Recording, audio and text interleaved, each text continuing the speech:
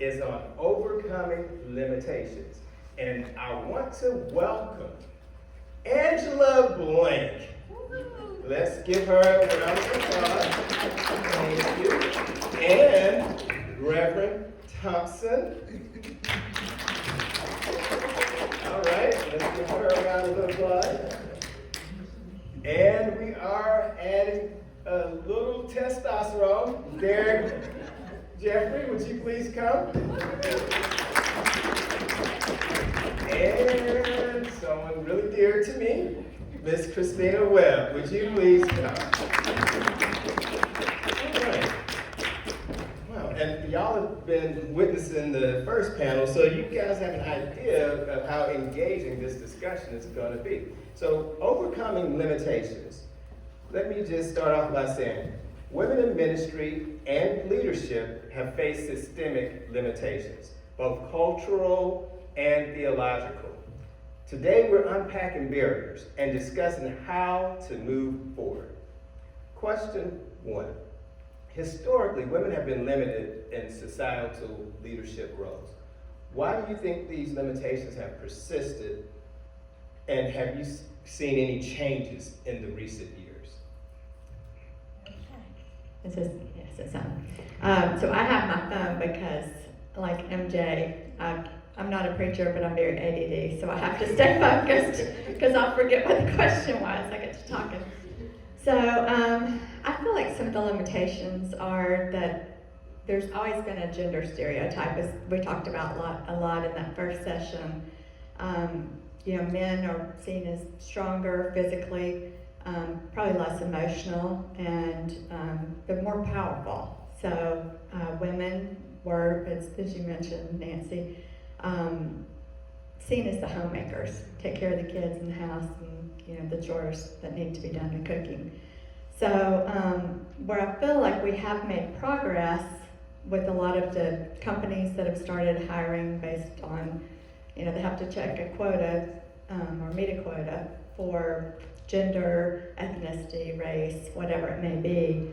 I still feel like that opened up doors for opportunities for women, but then again, there's also the devil's advocate that says, I don't want to be hired just because I'm a woman or a white woman. I want to be the best candidate for that position.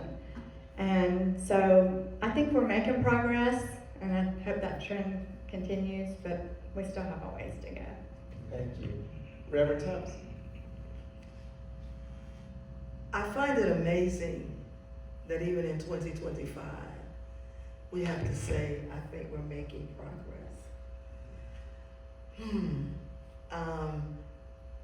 Why this has persisted, I attribute it to our theological consciousness, or lack thereof in some cases.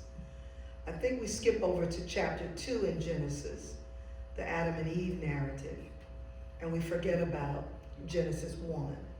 And there's a senior pastor in the house. The original creation story, Ish and Isha were created, male and female created in the image of the divine. And so we forget that there's this super story that was cast first.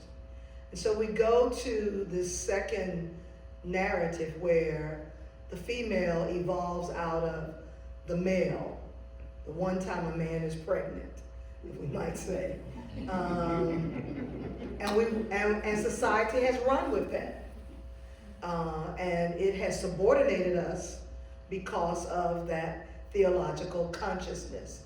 And that's the one time any and all people will, run around with their banner, but you all came from us. No. Flip back a couple of pages.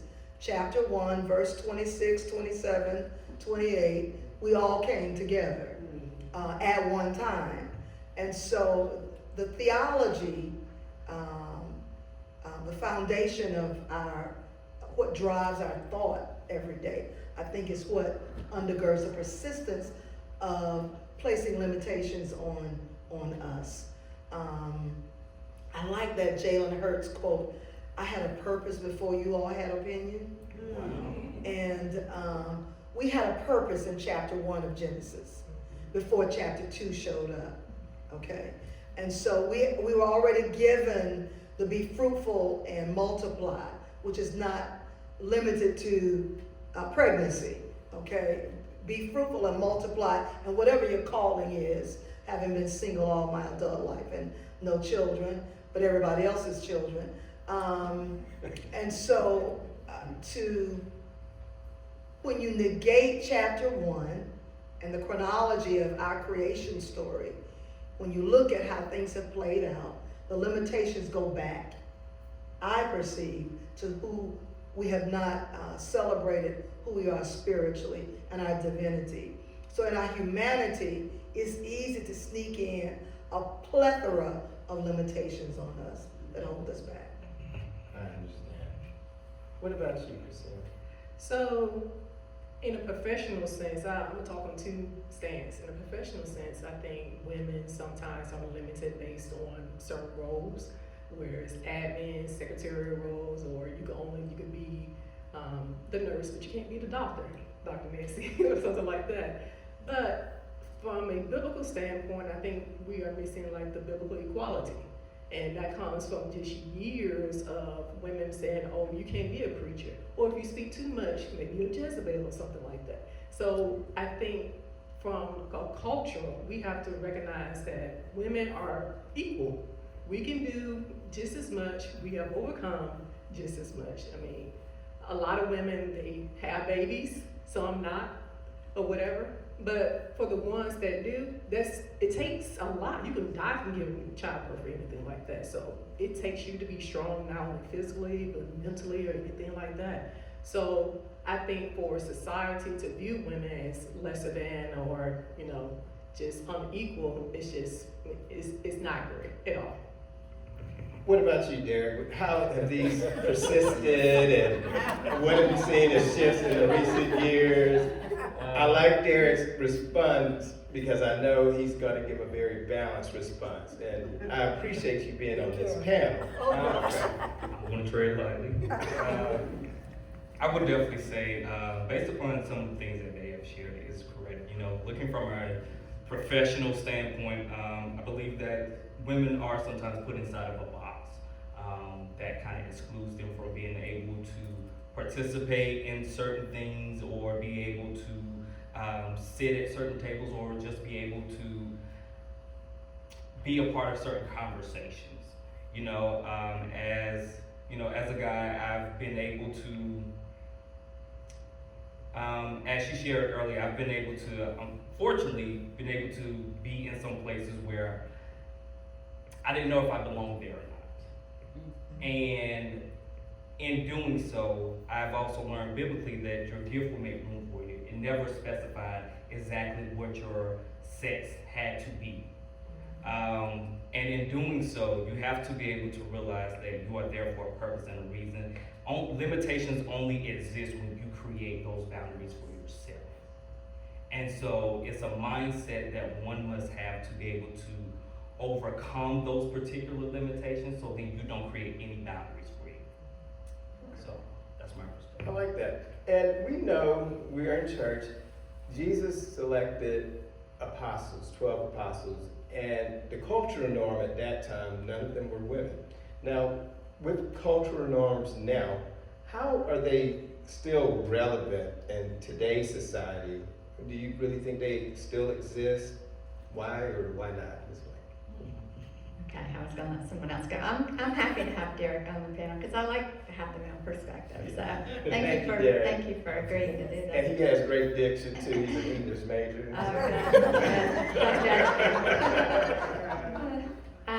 Well, in the Bible, there are a lot of female disciples who followed and learned from Jesus. But I think at the time the 12 apostles were named, it was considered dangerous for women to be a part of relaying the messages that were, supposed to be delivered to different audiences, whether it was the location they were going or the situation they were in. It was perceived dangerous for women. Mary Magdalene, as you all know, was one of his most devout disciples.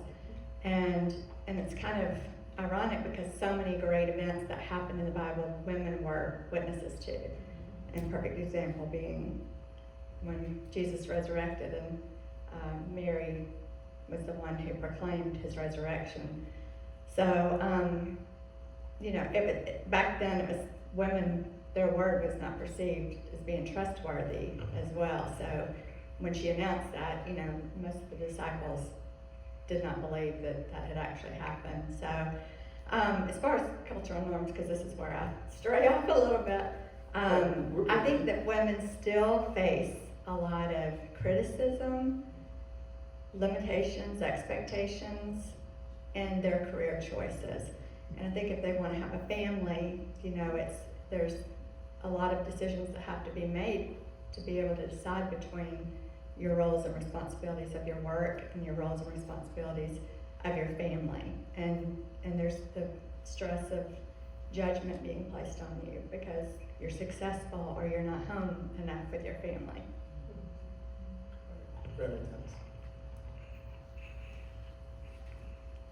I'm always curious about the unknowns. And I know you've encountered that in your doctoral research, those unknowns out there. We are a culture under the umbrella of an edited biblical history. We don't know that there were no women who were apostles because the written record we've given was edited, not by women. Mary Magdalene may have been one of the 14 or 15, or apostle number 20, but because it was edited, we are told there were 12. And I find it interesting that one of the most amazing messages in biblical literature was given to a single woman. No husband, amazing medical history, demon possessed, Mary Magdalene, a bad sister. To go where nobody else would go.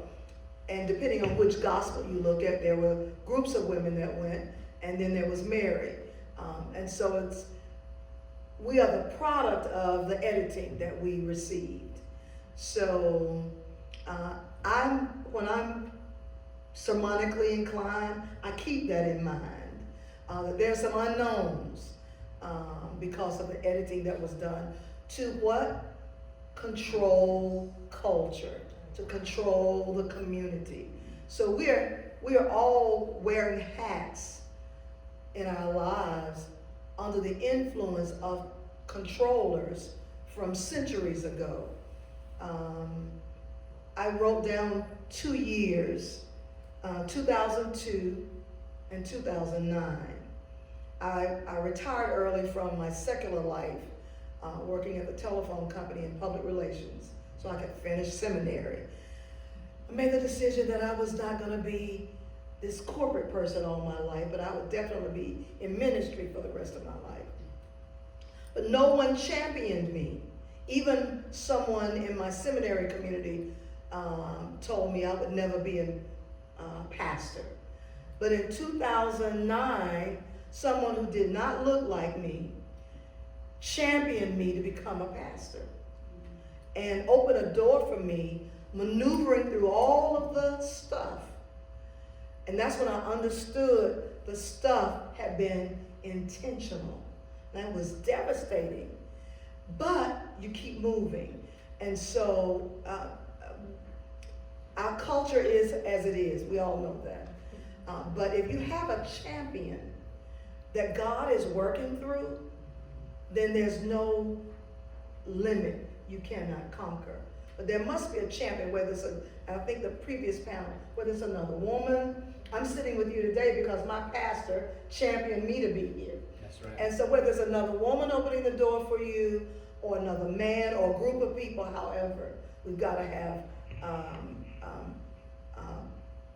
a team approach to conquering our indoctrination, to inflict limitations on the girls.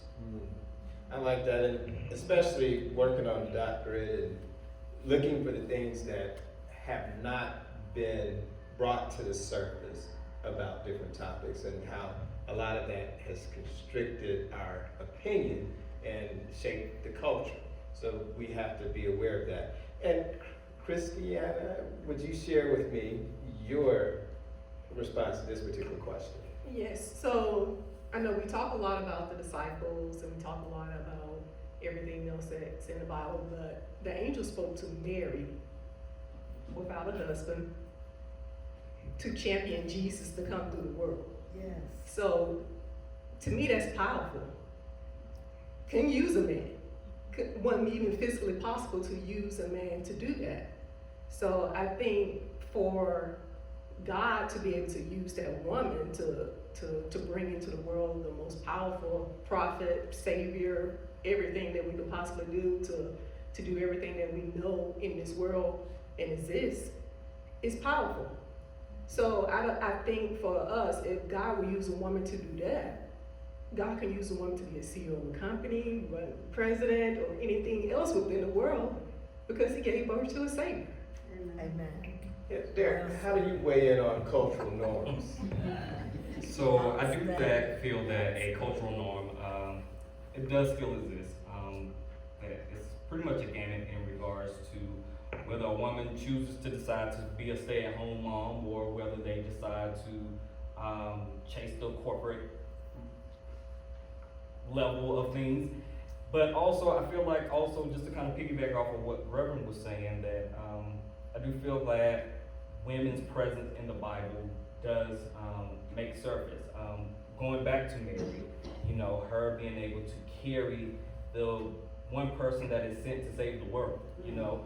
And also, I mean, look at other people. You have Miriam, who was one of the prophecies in the Old Testament, who was the sister of Moses, who followed her to help Moses, allowing him to lead the people to freedom. You also have the one with the issue of blood, you know. So these people also play a prominent role in what women leadership could be like and the cultural influences that it does have, because it lets you know women does still have the power to control the world a little bit, if that makes sense. None of us will be here without the use of a woman. I mean, of course, you know, it takes a man and a woman, but you know, women produce what a man gives. I like that. Now, because this is academic in nature, Samuel Bakioki discusses how doctrine has been used to justify excluding women from leadership. What are some of the most common restrictions women face? Okay. Their opinions, their ideas, just anything. I mean, they can go on and on. Sometimes, I think the other panelists said this before, you can have an idea just because your idea is with a period and their idea with the exclamation point. They may like their idea better. And you can say the same thing, the exact same thing. So I think sometimes just because, I remember one time I was in a meeting and I had an idea, and then it was like, no, that's not a good idea. You know, it's gonna take up too much time or whatever. And then somebody else gave the exact same idea. It was a male. And it was like, yeah. Like they didn't hear yours. Yeah, let's right? run with it. So I made the comment, I said, oh, I guess my voice is not deep enough, you know, just like that in the meeting. You know, and sometimes it's like that. When women speak, you know, you may not be able to feel like they're not giving substance and anything to what they're saying and everything like that. So sometimes, you know, just the ideas, the opinions of just the cultural norms when it comes to women. In regards to that particular question, I do feel that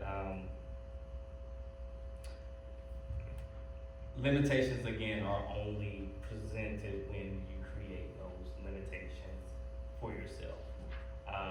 You can do whatever you put your heart and your mind to. So again, I feel like that is a mental thing. That whatever a man or a woman touches, it's going to be blessed. But again, as Doc said earlier, you know, is putting God first and allowing Him to guide your footsteps. For the Bible teaches us that the steps of a good man is ordered by the Lord. And so, just being able to just follow through on those things, I feel like, again, limitations only created by you. What about you, Reverend? I agree with that. And and the second piece of that is, I agree with that in terms of how we respond to the limitations that others project on us. Let me say it this way, and I know my sister in clergy says she's 73, so I'm a young 65-year-old. I'm still a hottie, okay? I'm still a mirror bandit. I dance in the mirror every morning.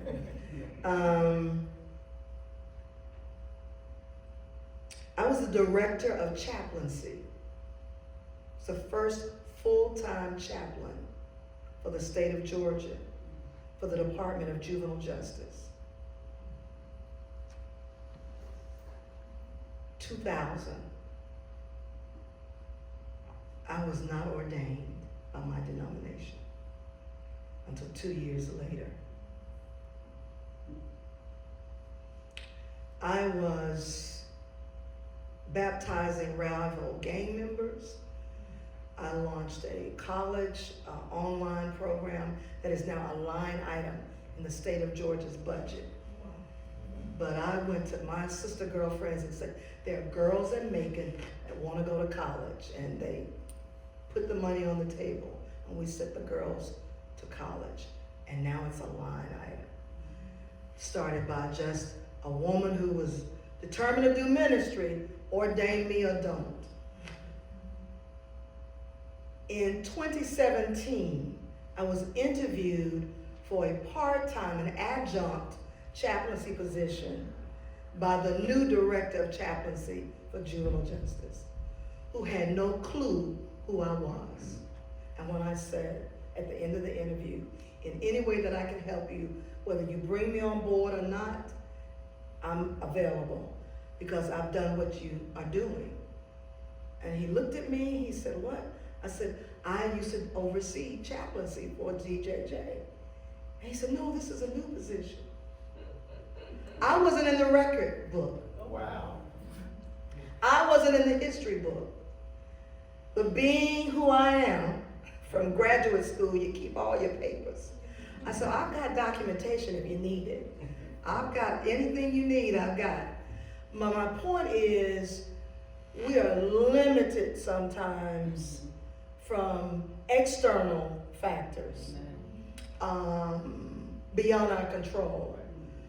And you're right, our response has to be, as my mother would say, you're not going to be the boss of me.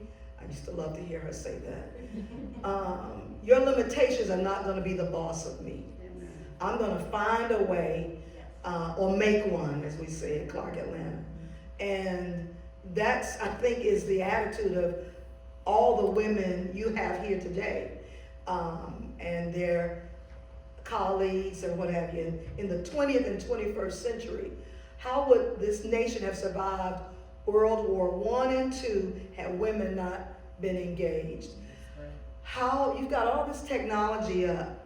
How many women are responsible for the development of the technology because they worked for Western Electric, the production arm of AT&T back in the heyday?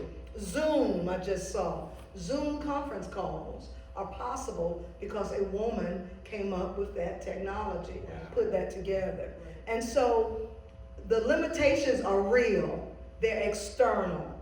Overcoming them is a faith decision that I'm going to press ahead or not.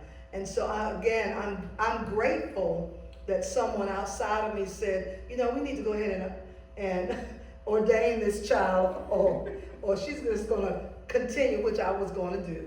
But the limit, we have to be honest about the limitations that are external, and yes, be honest about the self-inflicted limitations. Because I could have sat at home and woe is me, blah, blah, blah, all that stuff. Not. Ms. Blank, would you take a stab? That's kind of hard to follow up on.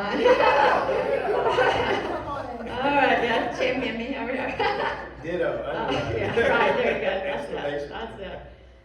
Yeah, so I mean, as we talked about, opportunities are more prevalent for women now. They still face a lot of restrictions.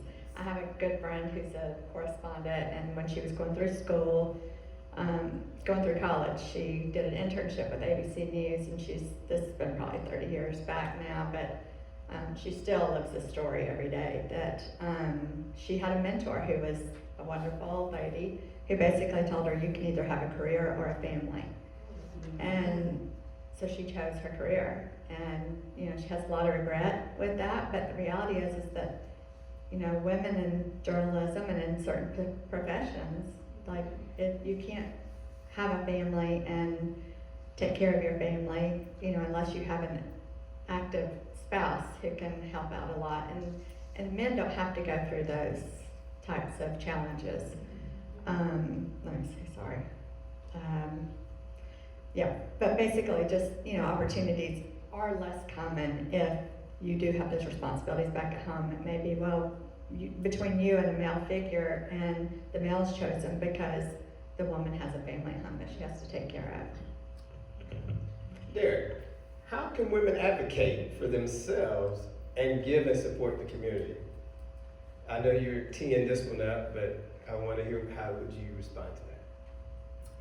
Well, I would definitely say, how women can advocate. Well, what sets you apart? What makes you different? What makes me want to pick you out of the crowd? You know, it's just as when a man is meeting a woman, what's very unique about you that attracts me to you? Not only physically, but your mind. Where are you going? What is your purpose? What is your mission? And as soon as you're able to understand that, I believe that you can create doors for yourself that allows opportunities to present itself. And I feel that once you do that, then you pretty much have an open realm to be able to navigate that however you may. You know, as an old saying say, you know, you can be led to the water, but it can't make you drink. So, you know, you can take that opportunity and choose whatever you may with that. But that's based upon your self motivation, I believe. What about you, Christy? I think for women, and I've done this with them, my professional and community is, you have to really put yourself out there. I think early on in community, in my professional career, I kind of shied away from different things. I didn't actually attend the networking events, the happy hours, the after work things, anything like that. But all those things men go to. They go to talk to higher ups, executives and everything. Me, I'm like, I gotta go home, you know, I gotta go fix dinner and stuff. But I think it took me a few years, and with the help of my husband, is to meal prep, get that done, attend the happy hours, drink club soda, you don't have to get drunk, but you know, and just have those conversations with the key executives so you can move up within your career. And also is put yourself out there, volunteer for leadership roles. There were assignments that no one wanted to take, and I will raise my hand and do it. And I'll be like, God, how am I gonna do this? How am I gonna do it? But I put together a team of people to get it done. And that's how I saw promotion, is by doing that. Okay, next. All right, okay, good. Well, I think like Christiane said, it's, that networking was one of my challenges. Like, I couldn't get out. I was running a soccer practice 5 days a week and cheerleading, and so I didn't have those advantages that some of my male counterparts did when I was working.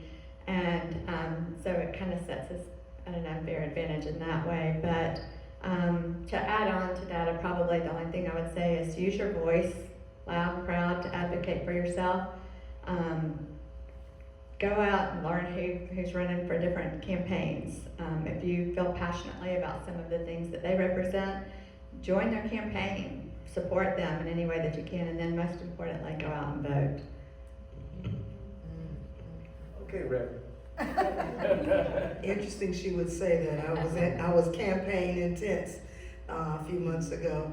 Advocating for ourselves, I think it begins with our personal development, our personal enrichment. We got to know what we know. You don't want someone opening a door for you and you're falling, you're flopping, because you're not prepared for the opportunity. So I want to make sure to advocate for ourselves, I think, begins with our self-preparation and development. Doing the work so that when the opportunity comes, we are ready for it. Making sure we're reading the room and making sure we're watching when we're talking, how are people responding to what we're saying? That lets us know if we have buy-in or we don't have buy-in. And then, going to lunch, going to those events after work, getting in early, nothing better than the crowd that's, the workday starts at 9 and the 7:30 a.m. crowd that's already, they're sitting on their second or third cup of coffee when you're walking in. And so getting there early to hang out with that group. I seem to have always been the lone female in whatever staff I worked with in public relations, and then it turned out in ministry. But I was prepped for that, ironically. I was a sports editor in high school. Amazing.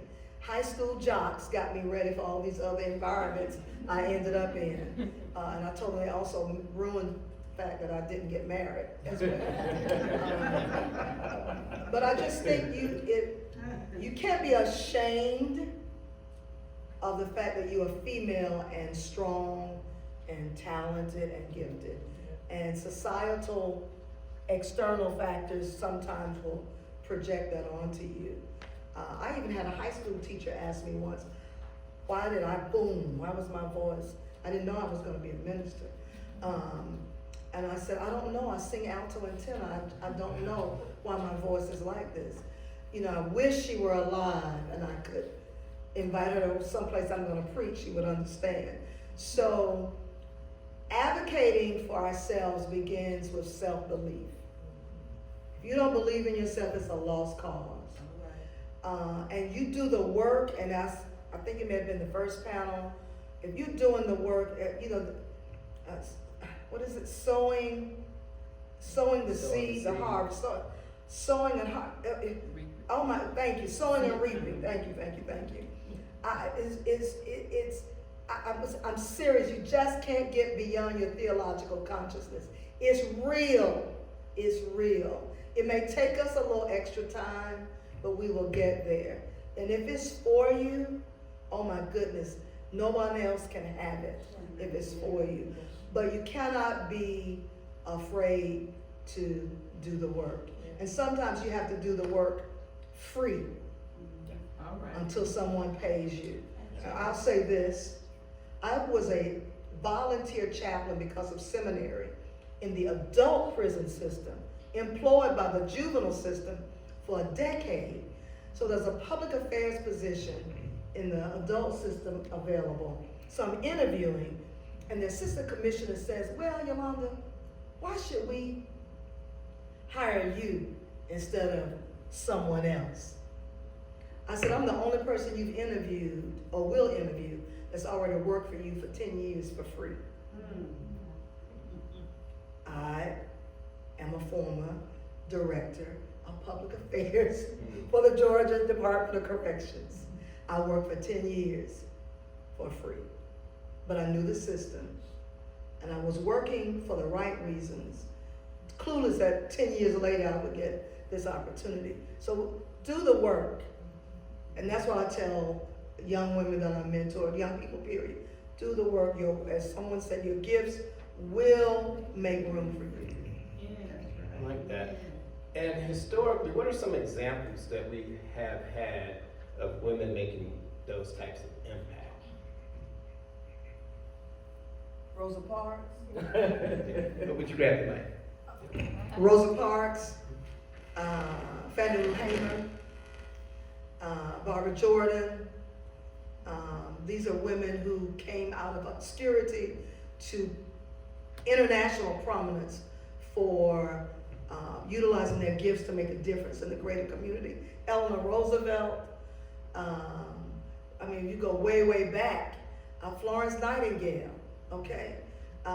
You know, just the obscurity of who women have been down through the years from different communities and culture, but they were walking in their giftedness, and it eventually led to them overcoming limitations. And then, of course, we have the recent film, movie documentary of the hidden figures, the women behind the NASA success stories, the mathematical brilliance of those human computers, as they were called, who set the trajectory for NASA, and the billions of dollars that their capabilities facilitated. And so, but there were limitations. And it doesn't matter if you were a black woman, a white woman, or any other race. When it comes to our gender, there are limitations externally projected onto us, and women down through the years have conquered those limitations. And there's one little group, I can't remember the chapter, it's near the end of the book of Numbers. There were 5 daughters who had land. Zelophehad, the daughters of Zelophehad. My Hebrew is a little off this morning. But their dad died, and the elders in the community were gonna take the land, and they would have been impoverished, banished, way down at the bottom of the totem pole. And they went to the elders and said, allow us to marry so we can keep our dad's inheritance for us. And so they asked for help to overcome their limitations. And so I think that when we look at history or herstory, we see examples of folks who have asked for help to overcome those limitations. I'm putting the mic down. Okay. Derek, can you share an example of a time that you had to fight to be heard? And how did you succeed with that? An example would be in my prominent role that I'm currently in, just in the industry. We have, it's predominantly a women-driven industry. For those who are in assisted living, skilled nursing, and all of those things, it's predominantly ran by women. And so sometimes being able to come in and, especially being an African-American male, you know, the odds are already kind of against you a little bit in running a long-term care facility of any type. You know, you're dealing with people's lives, you're dealing with very sensible individuals who need diligent care.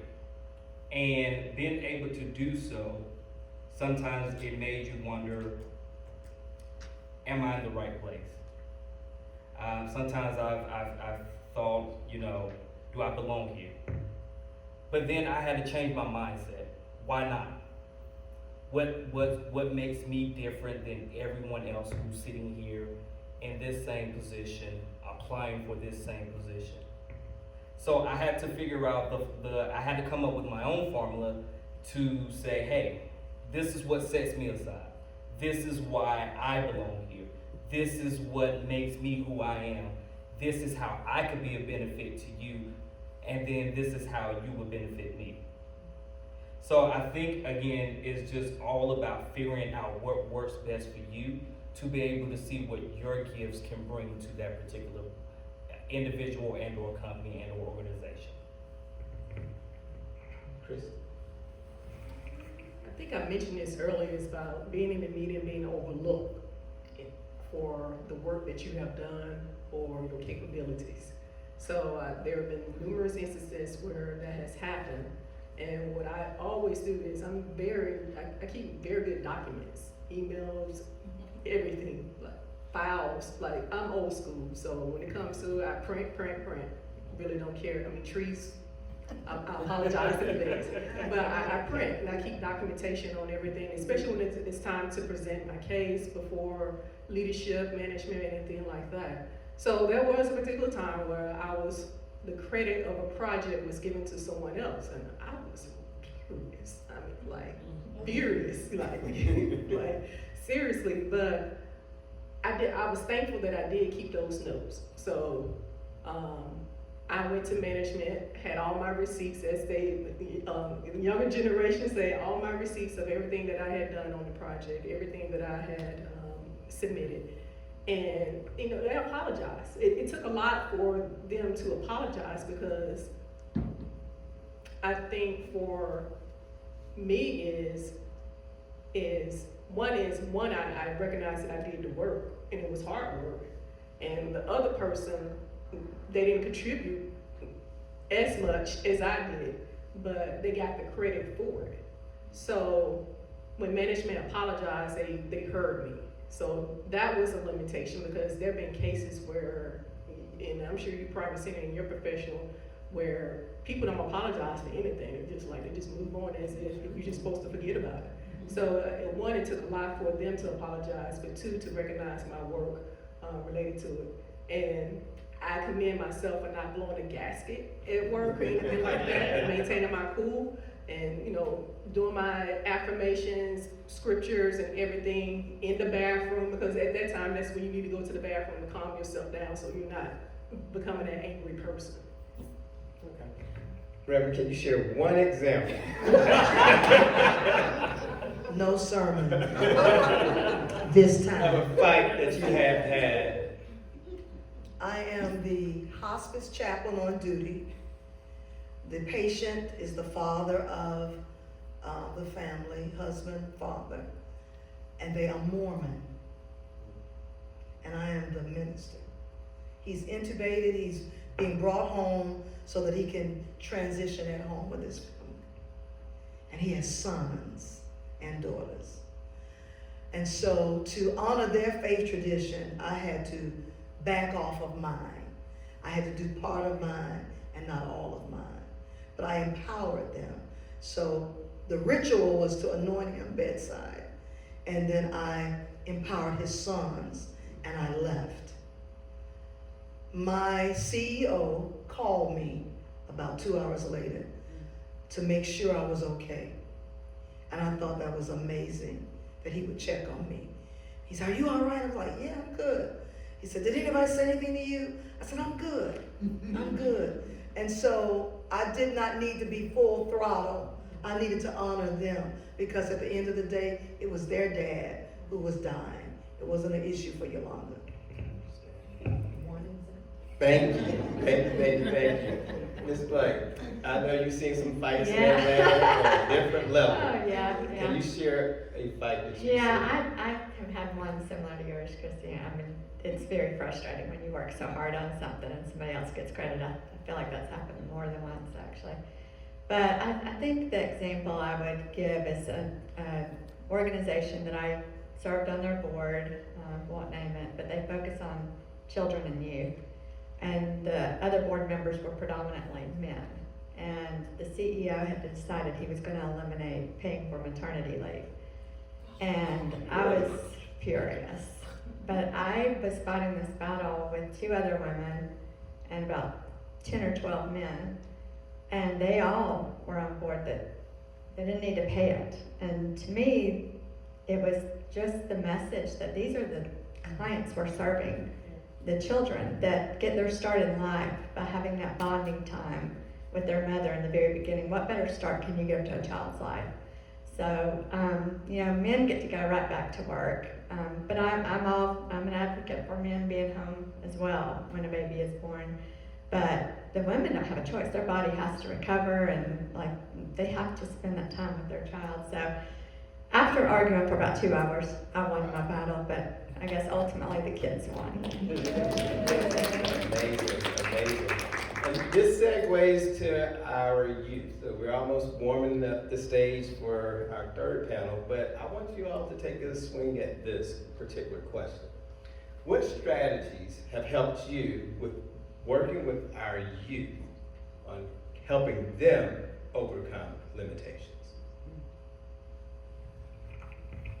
I would definitely say first is bridging the gap. Being able to be involved in the youth, knowing what the day-to-day looks like for them. We know that limitations are presented because there are so many challenges that they're facing on a day-to-day action that people just don't know about. And the thing is, if you don't have the right foundation set up in place, then whatever you're not feeding to them, they're getting from somewhere else. And so you have to be aware of what's going on in, whether it's your children, whether it's your grandchildren, nieces, nephew, whoever. Know what's going on in their day-to-day lives. Understand where they're coming from. Continue to encourage them, continue to challenge them, continue to have them to learn to think on their own. Because what you're not doing, someone else is doing for you. And so that can determine the outlaw on so many different perspectives and guidance of how that individual is going to operate moving forward. So I would definitely say that bridging the gap and have open communication is something that is very important, because again, it allows the youth to be able to understand multiple different perspectives, and most of all, give them the opportunity to think for themselves. Christiane? I have a 14-year-old and a 16-year-old, so I have on-the-job training when it comes to youth. And there are many different things that happen within their lives. And for me is making sure that I'm communicating with them constantly. I mean, even when they get home from school, they're not having the best day, and we all have bad days, but they really internalize a lot of their things. Communicating with them constantly. Find out what they're doing. Who are their friends? Because if you're not getting through them, their friends are getting through them. Mm-hmm. So I take the time to meet my kids' friends, invite them over. Let's go this way. I mean, let's go out to this. Like, my son is driving now, so I was like, hey, you want to take your friend to, well, I don't know, whatever game or whatever. Let's all go together. Because I want to see who you're hanging out with. That's my bottom line is I just want to see who you're hanging out with. And then for my daughter is, it's the same thing, is who she's hanging out with. So 2 weeks ago, my daughter had a birthday party, and I invited her friends to come over for just a dinner. And I'm listening to the girls talk in the background there. All her friends are just like her.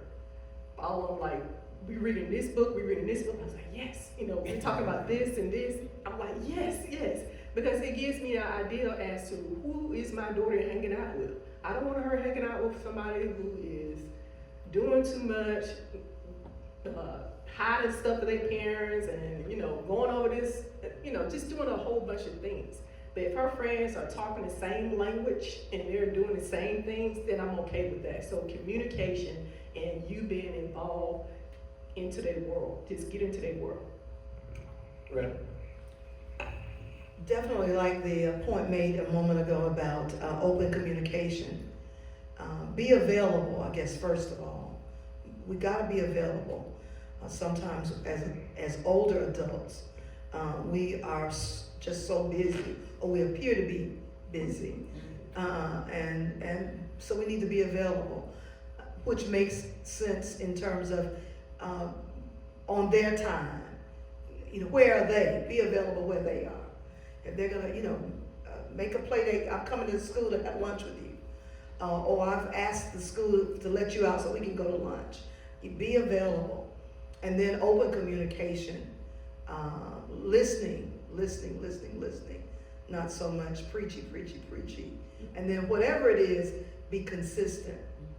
And then as adults, be discerning of the fact that they're technically not babies. They're younger versions of us. We're senior adults. They're junior adults. Whether they're a 10-year-old junior adult or a 15 or 20-year-old junior adult. And so therefore, discern what they need. Is this a child that needs to have some fun and the fun will relax them? Or is this a child just needs someone to listen because they've got something to unload? Ms. Blank, Okay. you'll bring it all home. Yeah, well, these are all exact points that I would think of as well. And the fun part of being a very involved soccer mom and having a Yukon XL is that I had a lot of kids in my car all the time. Everywhere we went, everybody loaded up in my car.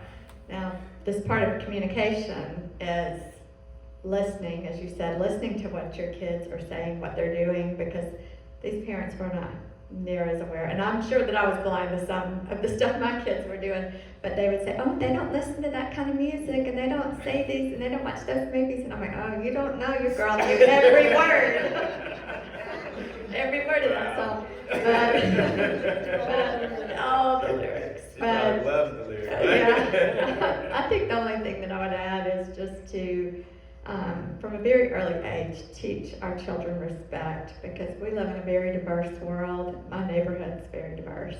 And I love that. I love that, you know, Atlanta as a whole is kind of a melting pot of so many different ethnicities. And so just teaching our kids to be respectful of their friends, of their elders, their teachers, bosses, and listen and communicate, but, you know, just be respectful. Yes, and I want to thank you all. Part of Forge's plan is to help revitalize our youth, so that is a big step. And I know some of you probably have seen some of the QR codes, and Rita is out at the front, and there are some QR codes on how you can give either Cash App, Venmo, so we can all play a part with doing donations and helping support Forge and the things that we're trying to accomplish with leadership and mentorship and roles with wealth management. And I want to just take this time to just thank you all for giving your time and having an amazing panel. Thank you, and let's give them a big All right, and we'll start in about 3 minutes for the next panel. Thank you so much.